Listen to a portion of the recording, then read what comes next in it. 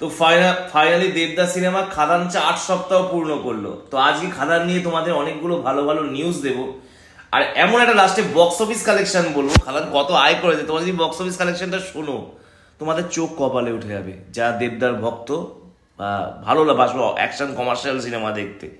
আর অবশ্যই হ্যাঁ একটা কথা, ভিডিওটা কিন্তু অবশ্যই 3 জন থেকে 10 জন বন্ধুর কাছে কিন্তু পাঠাবে যদি দেবদার সত্যিকারের ভক্ত। আর বক্স অফিস কালেকশন আমি তোমাদের দেখাবো, real box office collection real জায়গা থেকে। ভিডিওর শেষেই বলবো সেটা, তার আগে দেখো 8ম সপ্তাহ খাদান। আর আরেকটা গুড নিউজ, খাদান দেখো একটা জিনিস দেখাচ্ছি, 50 দিন পূর্ণ করেও খাদান কিন্তু চলছে, গতিবেগের সাথে চলছে খাদান, এত স্পিডে চলছে। আর আরেকটা কথা আমি যেটা বলছি তোমাদের, খাদান যেখানে মানে অলরেডি দুবাই থেকে শুরু করে বিশ্বের অনেকগুলো দেশেই মুক্তি পেয়েছে, এমনকি আমাদের পশ্চিমবাংলার বাইরে আমাদের ভারতের অনেকগুলো রাজ্যে চলছে। সব থেকে বড় কথা, খাদানের যেটা সাকসেস হচ্ছে, সফলতা, যে কটা জায়গায় মুক্তি পেয়েছে খাদান সেই কটা জায়গায় রানিং চলছে, মানে চলছেই, খুব ভালোভাবে চলছে।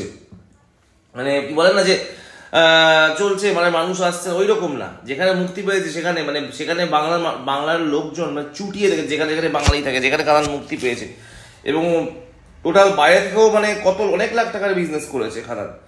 এইবার আমি তোমাদের যেটা বলবো সেটা কিন্তু তোমরা দেখলে তোমাদের চোখ কপালে উঠে যাবে, সেটা হচ্ছে বক্স অফিস কালেকশন খাদানের। তো সেটার জন্য তোমরা জাস্ট ওয়েট করো, আর অবশ্যই কিন্তু ভিডিওটা বন্ধুদের পাঠাবে, জাস্ট ওয়েট। তো এই হচ্ছে খাদানের বক্স অফিস কালেকশন। আমি গুগলে গিয়ে সার্চ করে দেখো Khadaan box office total 24 crore over. কি লেখা আছে, the film set several box office records for a Bengali film overtaking those set by the star Chandra Khadaan. প্রায় 24 কোটি টাকার বেশি বক্স অফিস কালেকশন করেছে। হ্যাঁ ভাবো তাহলে খাদানের রেকর্ড কোথায় চলে গেছে। 24 কোটি টাকার বেশি বক্স অফিস কালেকশন করেছে, এবং এখনো অনেকগুলো সিঙ্গেল হলে চলছে, এবং অলরেডি এই মুভি এখনো হিট দিচ্ছে অনেক জায়গায়, এখনো মানে তোমার মানে বাইরে দিয়ে সিঙ্গেল স্ক্রিনে চুটিয়ে লোক আসছে। এটা কিসের জয় হলো? এটা বাংলা সিনেমার জয়, এটা বাংলা কমার্শিয়াল সিনেমার জয়। এই জয় যদি ধারা বজায় রাখতে পারে দেবদা, আগামী দিনে মাঝখানে কি হয়েছিল, কমার্শিয়াল সিনেমা চলছিল না, মানুষ আসছিল না কেউ, কিন্তু এই মুভিটা করে ভদ্রলোক প্রমাণ করলো যে এখনো মানুষ কমার্শিয়াল সিনেমার প্রতি ক্রেজ আছে। শুধু সেইভাবে সিনেমা বানানো হয় না তাই, সেভাবে প্রমোশন করা হয় না তাই, যেটা দেব করে দেখালো। ইয়েস, তোমার নিজেই দেখো 24।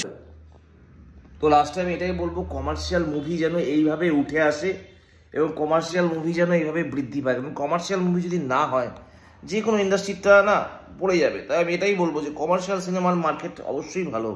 যে কোনো সিনেমা উঠতে গেলে কমার্শিয়াল সিনেমা চলার দরকার আছে।